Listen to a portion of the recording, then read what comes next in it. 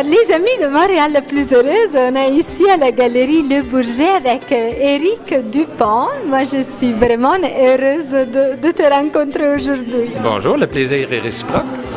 La science m'a permis de faire plein de choses, presque un grand 360 degrés dans différentes activités, notamment en développant et en mettant des brevets, en écrivant des articles scientifiques, en élaborant plusieurs corporations que j'ai fait avec mon frère dans les sciences de la vie, notamment allant de la prévention au domaine thérapeutique, notamment des médicaments en endocrinologie, des anti-infectieux.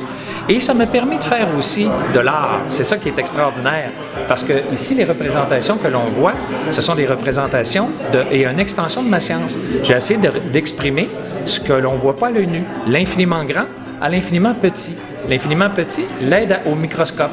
D'ailleurs, j'ai publié une centaine d'articles scientifiques grâce au microscope, et c'est ça que j'ai essayé de représenter dans différentes séries, notamment dans l'infiniment petit avec la série Électron. On a un bel exemple ici, surtout avec la découverte formidable du boson de Higgs qui a changé et révolutionné la physique, ce qui a été formidable.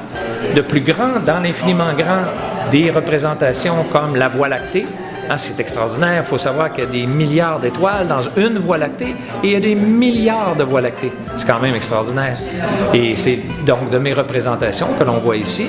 Il y en a d'autres qui sont, à titre d'exemple, on va prendre celle-ci, qui est très différente l'une des autres, qui fait partie de la série Cellules. Alors, ce que j'ai essayé de faire, on le voit ici, avec une lamelle sur le système vasculaire. Et là, j'ai pris la lamelle, regardé au microscope, fait l'interprétation, et quand c'est terminé, je remets la lamelle collée sur la toile dans l'huile. Alors, c'est tout à fait original, très différent de ce qui existe et ce qui a été fait jusqu'à présent. L'origine de la vie, c'est un bel exemple aussi.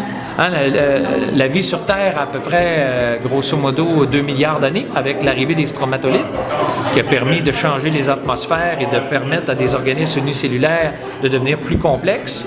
Alors ça, c'est un bel exemple de l'origine. C'est pour ça que j'ai mis plein de pigments différents, de toutes sortes de couleurs, parce que l'origine, c'était vraiment des débuts, des fragments d'ADN, des fragments d'acides aminés qui ont pris forme ensemble pour donner une première cellule unicellulaire qui s'est divisée, qui a donné des clones. Puis à un moment donné, c'est devenu assez complexe que là, 2 cellules se sont combinées pour en faire une. C'est très différent. Là, on vient de changer la donne complètement. Au lieu de une qui donne toujours la même, là, on a 2 différentes qui fusionnent pour en donner une seule. 2 pour une. Ce que l'on connaît. Et là, la vie plus complexe sur Terre est arrivée. Alors, c'est pour ça que j'ai expliqué, vu que j'ai fait mon postdoc en neuroendocrinologie à l'hôpital Notre-Dame, j'ai fait une série aussi sur le cerveau, sur les neurones. Alors, on a une belle représentation là-bas, si on peut se déplacer un petit peu, ou même ici, différents types de neurones. On voit les différentes couleurs qui sont là, ou sur celle qui est là-bas aussi. Les neurones de même couleur se parlent ensemble. Ça, à titre d'exemple, pourrait être une neurone à dopamine. Les jaunes pourraient être à sérotonine. Les noirs à substance P, etc. Est-ce que tu penses que le fait d'avoir ce côté artistique et d'avoir aussi développé des toiles qui ont à faire avec la science, quelque part t'a aidé aussi dans ton activité de scientifique? Clairement, parce que je crois que quand on est en recherche, c'est toujours un processus de découverte, d'invention. Alors, quand on pense à ça nous donne des idées pour autre chose. C'est un processus, l'innovation et la création.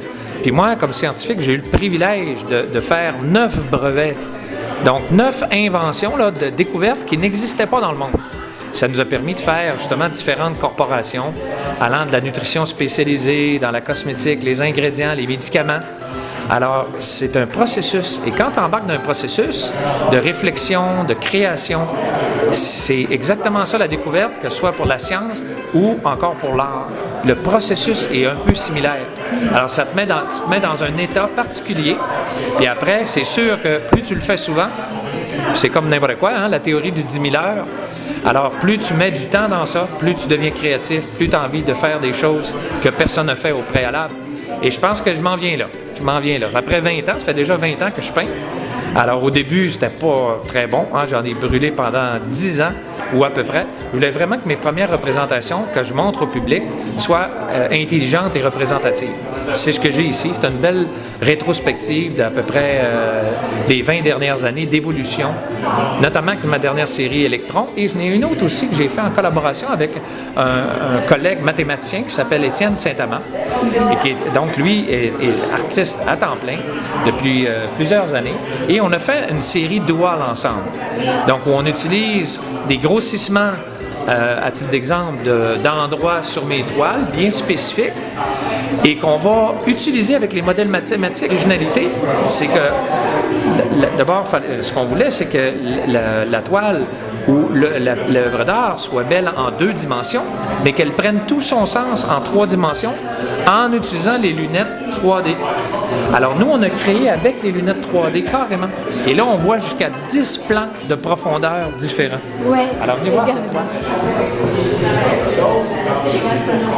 Alors là, vous voyez, là, en 2D, on n'est pas capable de voir. Mettez les lunettes en 3 dimensions et là, vous allez voir 10 plans de profondeur. En fait, c'est comme si la toile était à peu près épaisse comme ça.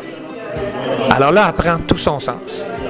Et on voit aussi des choses complètement différentes. J'ai fait l'expérience, c'est très intéressant. Wow! Et c'est ça la création puis l'innovation. On est constamment à la recherche de nouvelles façons de faire, pour impressionner, provoquer même, voir les gens, faire un transfert de connaissances en même temps. C'est pour ça que c'est excitant et motivant à faire et à continuer de créer. Et donc là, maintenant, j'avais 7 séries, ma dernière étant celle d'Électron. Donc 4 dans l'infiniment petit, 3 dans l'infiniment grand.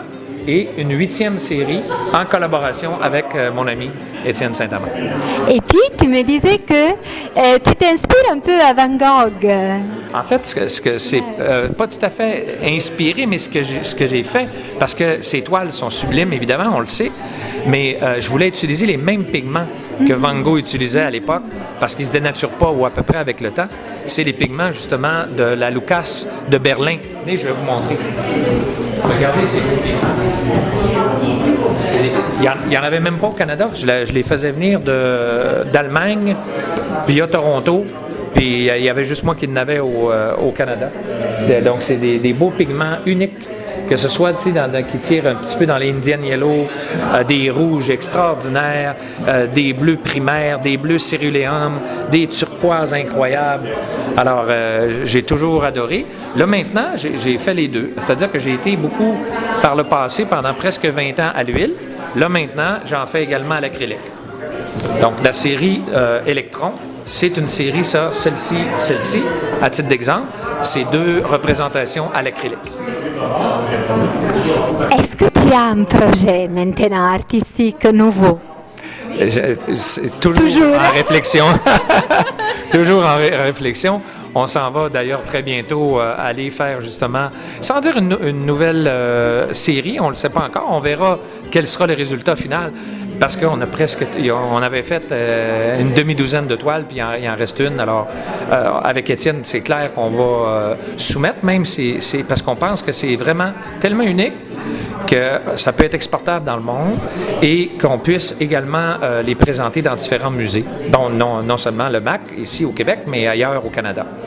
Wow! Des beaux projets. Merci beaucoup. Et il y a toujours le livre La vie intégrale. Quand je me suis retiré du monde des affaires il y a 2 ans, parce qu'on avait vendu plusieurs de nos sociétés, là, il nous en reste une seule dans la cosmétique. Je demeure actionnaire, qui s'appelle IDC, mais je ne suis plus dirigeant. Je m'étais dit, je veux laisser un legacy pour l'humanité et un beau legacy scientifique. Et ça ne se fait pas tout seul, ça. On le fait avec 10 autres scientifiques, médecins et professeurs universitaires et ma conjointe Christine Michaud, qui a écrit 4 chapitres sur les 12. Et c'est un livre, ça s'appelle La vie intégrale ici au Québec, Vivre 100 ans en santé et heureux. Ça se veut un livre référence en matière de prévention et de santé durable. Alors là, on est en train de le mondialiser. On l'a lancé en France aussi.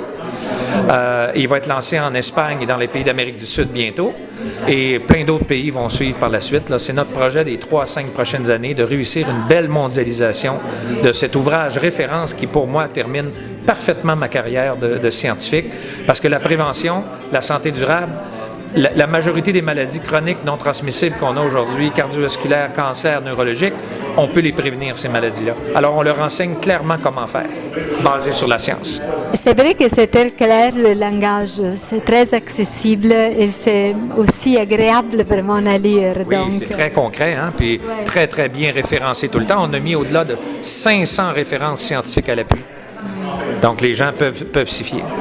Et dernière question, jusqu'à quand on va pouvoir voir cette exposition ici? Comme elle est là, quelques jours encore. OK. Et après ça, ils vont garder quelques toiles parce qu'ils ont quand même plusieurs artistes qui sont représentés ici à la galerie. Donc, mes toiles vont rester ici, mais ils ne seront pas toutes exposées sur les murs parce que là, il y en a une quinzaine à peu près. Alors, ils vont en garder quelques-unes de différentes séries, puis les autres vont être entreposées, mais disponibles, évidemment, quand les gens viennent faire un tour ici à la Galerie Bourget. Venez, les amis de Montréal, plus heureux de venir parce que ça vaut vraiment la peine. Vous allez vous régaler les yeux. Merci beaucoup, c'est gentil. Merci. Merci.